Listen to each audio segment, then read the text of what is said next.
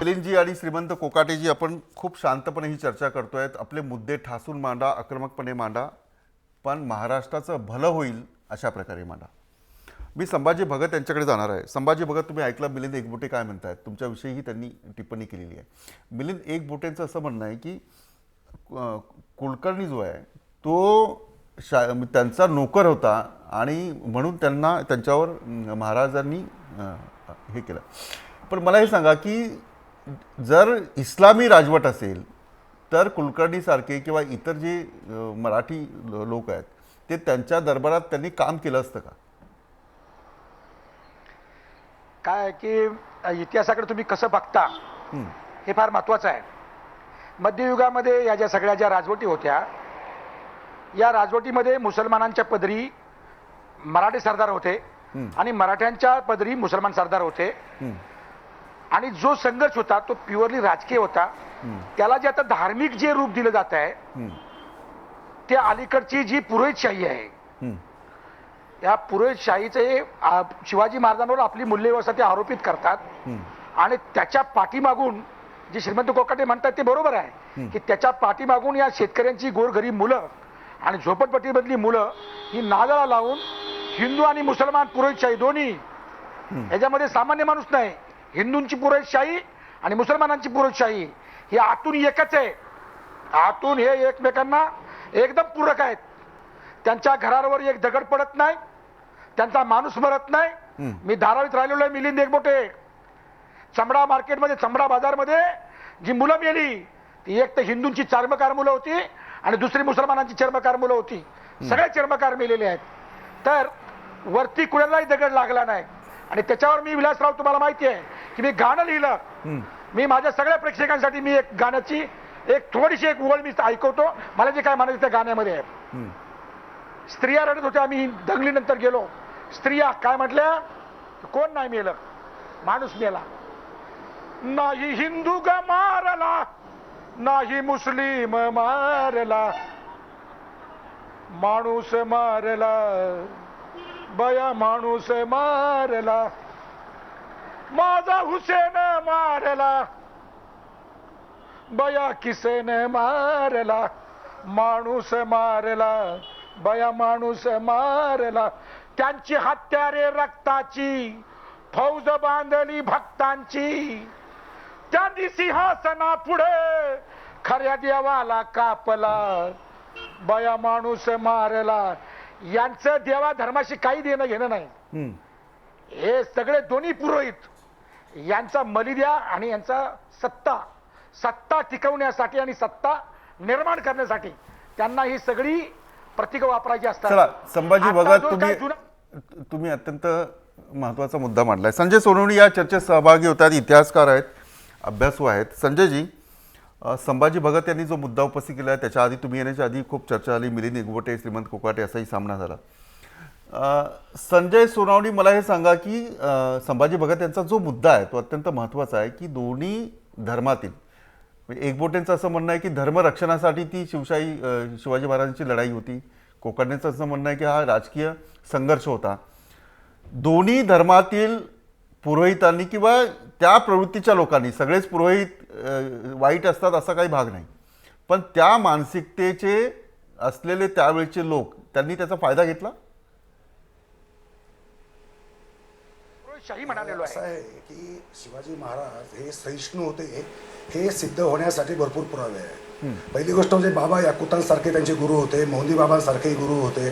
शिवाजी महाराजांनी आपल्या राजकारणात किंवा सत्ताकारणात धर्म कुठे आणल्याचं दिसत नाही. खरं म्हणजे शिवाजी महाराजांवर आम्ही आता काय करतोय की त्यांच्या नावावर आता वेगळीच राजकारण चालू आहे. प्रत्येक, म्हणजे कोकाटे असतील किंवा मिलिंद एकबोटे असतील, मला असं वाटतंय की आपण खरं तर शिवाजी महाराजांचे विचारचे शत्रू कोण, तर आपण सगळे शत्रू आहोत.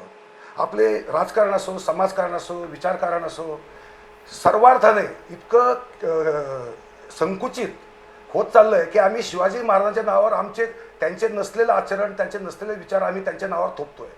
त्याच्यामुळे आज आम्ही समाजामध्ये जी तेढ निर्माण करतो आहोत अकारण, याला काही खरं म्हणजे अर्थ नाही आहे. कारण त्यासाठी शिवचरित्र हे, आज बघा आपलं राजकारण घ्या, आता शेतकऱ्यांसाठी शिवाजी महाराजांनी एवढी चांगली धोरणं राबवली. 0% दराने व्याजदराने शेतकऱ्यांना कर्ज मिळत होतं. आज आमचा शेतकरी आत्महत्या करतोय. महिलांबद्दलचं त्यांचं धोरण अत्यंत कनवाळू होतं. आज स्त्रियांबद्दल काय कसं बोललं जातं हे आज आपण पाहतोच आहोत. म्हणजे थोडक्यात सांगायचं तर आपण शिवाजी महाराजांच्या विचारांचे सारेच शत्रू बनलेलो आहोत आणि आपल्याला आपल्या संकुचित विचारसरण्यातनं बाहेर येऊन शिवचरित्राकडे व्यापक दृष्टीने पाहायला पाहिजे. आज हे नुसते राष्ट्रपुरुष नाही शिवाजी महाराज, हे विश्वाला मार्गदर्शन करू शकणारे असं त्यांचं जीवनचरित्र आहे. आपण त्याकडे त्या दृष्टीनेच पाहायला पाहिजे. अन्यथा असं होईल की आम्ही शिवाजी महाराजांचं नाव घेऊन आम्ही इथे दंगली पेटवणार, आम्ही इथे वैचारिक वाद घालत बसणार, आम्ही एकमेकांची डोकी फोडणार. कारण नसताना शिवाजी महाराजांनी त्यांचा लढा असं समाजामध्ये व्हावं यासाठी उभारलेला नव्हता. त्यांच्या राजकारणामध्ये हिंदू असतील, मुस्लिम असतील, त्यांनी मित्र होते ते मित्र होते, शत्रू होते ते शत्रू होते. त्यात धर्म हा महत्वाचा मुद्दा नव्हता. तर स्वातंत्र्य युद्ध आणि स्वकीयांचं साम्राज्य राज्य चला, निर्माण ठीक आहे. व्हावं ही त्यांची प्रामाणिक ठीक आहे, भावना सारेच आपण शत्रू झालेलो होतो असं हे महत्त्वाचं वाक्य तुम्ही म्हटलंय श्रीमंत कोकाटे. म्हणजे कृषीच्या संदर्भात, शेतकऱ्यांच्या संदर्भात अनेक बाबतीत शिवाजी महाराजांचा जो विचार आहे तो महाराष्ट्रापुढे आलेला नाही आहे. जसं संजय सोनवणे जे सांगतात ते कदाचित महाराष्ट्राला नवीन असेल, नव्या पिढीला. म्हणजे शिवाजी महाराज म्हटलं की हिंदू मुस्लिम अशा प्रकारची एक प्रतिमा किंवा एक इमेज किंवा अशा प्रकारचे चित्र निर्माण करण्याचा काही लोक प्रयत्न करतात. संजय सोनवणेजी म्हणाले ते अगदी बरोबर आहे की शिवाजीराजांची जी विधायक बाजू आहे ती पुढे आलेली नाही. पण त्यांच्या माहितीसाठी एक मी सांगू शकतो की आम्ही काय शिवाजीराजांचा राजकारणासाठी उपयोग करत नाही, तर आम्ही महाराष्ट्रातील जनतेला, गोरगरीब, कष्टकरी, श्रमकरी शेतकऱ्यांच्या मुलांना सत्य शिवचरित्र सांगून गुलामगिरीतून बाहेर काढतोय. आणि आम्ही शिवाजीराजांचा कधी गैरवापर करत नाही. आणि संजय सोनवणेने एक स्पष्ट बोलायला शिकलं पाहिजे की ते म्हणाले की आम्ही सारेच शत्रू आहे शिवाजीराजांचे. अहो, आम्ही तर जीवापड प्रेम करतो शिवाजीराजांवरती. आम्ही काही शत्रू नाही शिवाजीराजांचे. शिवाजीराजांचे खरे शत्रू कोण? त्यांचा जो मूळ इतिहास नष्ट करून खोटा इतिहास सांगणारे, शिवाजीराजांचा गैरवापर करणारे. शिवाजीराजांचं जे संजय सोनवणे सांगितलं की जी विधायक बाजू आहे ती पुढे आलेली नाही. काय विधायक बाजू आहे? तर 19 मे 1673 छत्रपती शिवाजीराजांनी आपल्या जुमलेदार आणि हवालदाराला पत्र दिलंय. त्या पत्रात महाराज म्हणतात, संध्याकाळी झोपताना तेल बातीची देवी विझवून झोपी जात जावा, अन्यथा तेलाच्या आसक्तीनं उंदीर येईल, पेटती वाद तोंडात धरेल, ती वाद घेऊन धावत सुटेल, कडब्याची गंज जळेल, शेतकऱ्यांना जनावरांना चारा मिळणार नाही. मग तुम्ही घोडे आणि जनावर उभ्या पिकात सोडाल, रयत म्हणेल की कोण्या मुलखातून मुघल आले. 5 सप्टेंबर 1673 शिवाजीराजांनी पत्र दिलंय आपल्या अधिकाऱ्यांना. दुष्काळ पडलेला आहे, गावागावात जावा. नाही, मी तुम्हाला पुन्हा थांबवतो. तो मगाचा किस्सा जो आहे तो मला पुन्हा सांगा तुम्ही. म्हणजे मुघल आले, म्हणजे चुकीने वाद जर तिथे राहिली, ती वाद घेऊन जर उंदीर पळाला आणि गंजीला आग लागली आणि आग लागली तर लोकांना असं वाटेल की मुघल आले. हा, आग लागली तर गंज जळून खाक होईल. मग तुम्ही आपले घोडे आणि जनावर उभ्या पिकात सोडाल. कोणी पाला आणेल, कोणी धान्य आणेल, कोणी लाकूड आणेल, की मग रयत म्हणेल की कोण्या मुलखातून मुघल आले, तुमच्यापेक्षा मुघलच बरे. म्हणून संध्याकाळी झोपताना तेलवातीची देवी विझवून झोपी जात जावा. यातून शिवाजीराजांचा मानवतावाद, प्रजेबद्दल असणारी काळजी आणि शिवाजीराजांचं आपत्ती व्यवस्थापन किती संवेदनशील मनाचे होते शिवाजी महाराज. दुष्काळाच्या प्रसंगी महाराजांनी एक पत्र दिलंय आपल्या अधिकाऱ्यांना, गावागावात जावा, शेतकऱ्यांना गोळा करा, बैलजोडी दगावली असेल तर बैलजोडी द्या, खंडी 2 खंडी धान्य द्या. त्यासाठी माझ्या तिजोरीवरती 1,00,000-2 लाख लारी बोजा पडला तरी चालेल, पण वसुलीसाठी तगादा लावू नका. ऐपत आल्यानंतर ठीक आहे, हा एक मुद्दा झाला. म्हणजे हे 2 गोष्टी झाल्या शेतकऱ्यांसाठी. पण मुस्लिम समाजासाठी त्यावेळेला शिवाजीराजांनी काय केलं असे दाखले? हो, खूप म्हणजे जसं मशिदीला इनाम दिल्याचं उदाहरण तुमच्याकडे? भांबुर्डा, खेड शिवापूर, इंदापूर, उरुळी कांचन या ठिकाणच्या मशिदीला देणग्या दिल्या शिवाजीराजांनी, इनाम दिलेला आहे. आणि महाराजांच्या पदरीचे कितीतरी अधिकारी होते की त्यांचं काजी हैदर वकील होते. त्याचबरोबर महाराज ज्या आग्र्याच्या कैदेतून निसटले, हिरोजी फरजंद आणि मदारी मेहत्तर हे त्या ठिकाणी थांबले. मदारी मेहत्तर हा मुसलमान होता. म्हणून सर्वात महत्वाची बाब काय आहे की मध्ययुगीन काळातील जो संघर्ष होता तो राजकीय संघर्ष होता, तो धार्मिक संघर्ष कधीही नव्हता, ते धर्मयुद्ध कधीही नव्हतं. तसा समकालीन शिवभारत, जयदेश शकावली, राधा माधव लाचंपू, परनाल परतग्रह, बुद्धभूषण या कोणत्याही समकालीन ग्रंथामध्ये तो धार्मिक संघर्ष असल्याचा वस्तुनिष्ठ आणि अस्सल पुरावा नाही. पण एकबोट्यानं शिवाजी कशासाठी पाहिजेत? तर शिवाजीराजांचं नाव घेऊन विधायक काम करायचं नाही ना, त्यांना विध्वंसक दंगल घडवायचे, दंगल. आणि दंगल का घडवायची? तर दंगलीत बहुजन समाजाची मुलं मारायची ना, बहुजन समाजाची मुलं चला, ठीक दंगलीमध्ये आहे. मरतात. ठीक आहे मिलिंदजी, जसा तुम्ही जो दाखला दिला की मोगलांच्या दरबारी जे कुलकर्णी होते ते त्यांचे नोकर होते, ते त्यांना त्यांच्या ते नोकर असल्यामुळे ती कारवाई झाली. आता मला हे सांगा, मदारी मेहतर जे आहेत, मदारी मेहतर मुस्लिम होते, पण तरीसुद्धा त्यांनी महाराजांना मदत केली. आता ते महाराजांचे नोकर होते म्हणून त्यांनी मदत केली की आणखी काय, कशा दृष्टीने पाहता, कुठल्या नजरेने पाहता? हे बघा सर, शिवाजी महाराजांच्या पदरी मदारी मेहतर नावाचा एक सेवक होता. त्याला कोणताही अस्सल पुरावा नाही. कुठल्याही बखरीमध्ये मदारी मेहतरचा उल्लेख नाही. चला ठीक आहे मिलिंदजी, थांबा, मी पुन्हा तुमच्याकडे येतो. ठीक आहे ठीक आहे पुन्हा थांबा मी येतो मिलिंदजी येतो, मी तुम्हाला पूर्ण वेळ देणार आहे. संजय सोनवणी, तुम्ही इतिहास तज्ञ आहात, मिलिंद एकबोटे जे म्हणतात ते खरं आहे? शिवाजी महाराजांच्या करता कोणता मुसलमान मेला ते सांगा. नाही, शिवाजी महाराजांचा मिलिंदजी बायको थांबा, कोणी मिलिंदजी पण थांबा, मेला, श्रीमंतजी प्रताप थांबा. मेला, तानाजी मेलुसरे मेला, प्रताप मिलिंदजी मेहता थांबा, मेला. मिलिंदजी थांबा, मी तुम्हाला आणखी वेळ देतोय.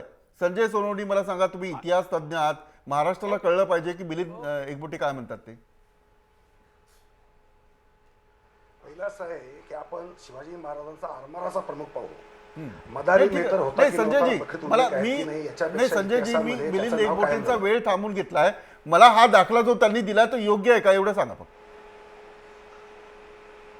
नाही, ठीक तो योग्य आहे नाही. मिलिंदजी कंटिन्यू करा. चला मिलिंदजी बोला. अहो ते खोटं बोलतायत. आणि ते श्रीमंत कोकाटे तर दादांत खोटं बोलतायत. राधा माधव विलास चंपू आणि पर्णाल पर्वत आख्यान आणि बुधभूषणचा ते उल्लेख करतायत. अहो बुधभूषण मध्ये संभाजी महाराजांनी काय म्हणलेलं आहे? संभाजी महाराज म्हणतायत की स्वधर्माच्या रक्षणासाठी जो मरतो तो स्वर्गात जातो, तो हरीला मिळतो, आणि जो परधर्माचा स्वीकार करतो तो जिवंत असून मेल्यासारखा आहे. संभाजी महाराजांनी एक पत्र लिहिलंय. त्या पत्रामध्ये शिवाजी महाराजांचा उल्लेख म्लेच्छ क्षय दीक्षित, मुसलमानांच्या नाशाची दीक्षा घेतलेले माझे पिता होते असं सांगितलेलं आहे. संभाजी महाराजांना आपले वडील जास्त माहिती की या संभाजी ब्रिगेडला जास्त माहिती, याचा विचार करा. आणि सोनवणींच्या बद्दल मी सांगतो की सोनवणींनी शिवाजी महाराजांच्या बद्दलची ज्या कल्पना मांडल्या, जे मुद्दे मांडले, शिवाजी महाराज रयतेशी कसं वागत होते ते सांगितलं, श्रीमंत कोकाटेंनी सांगितलं. त्याच्याबद्दलचा मुद्दा असा आहे की जिजामातांनी शिवाजी महाराजांवर अतिशय चांगले संस्कार केले होते. रामायण आणि महाभारतातले शिवाजी महाराजांच्या समोरचा आदर्श होता राम राज्याचा. प्रभू रामचंद्र हे शिवाजी महाराजांचं दैवत होतं. अफजल खानाच्या भेटीच्या वेळेला कृष्णाजी भास्कर कुलकर्णी जेव्हा म्हणाला की शिवाजी महाराज तुम्ही अफजल खानाला मुजरा करा, त्यावेळेला शिवाजी महाराज म्हणाले होते आम्ही फक्त प्रभू रामचंद्राच्या पुढे झुकतो. याच्यातून शिवाजी महाराजांची प्रभू रामचंद्रांवरची भक्ती सिद्ध होते आणि शिवाजी महाराजांचं रामदास स्वामींबद्दलचं नातं सिद्ध होतं. तर शिवाजी महाराजांनी चला ठीक रामाला आहे आदर्श मानलं. मिलिंदजी, चला राम राज्याचा मिलिंदजी प्रयत्न थांबा, केला. मिलिंदजी राम राज्याच्या मिलिंदजी प्रेरणेतून थांबा, मिलिंदजी शिवाजी महाराजांनी थांबा. सगळं घडवलेलं आहे. हे तुम्ही दुर्लक्ष करू नका.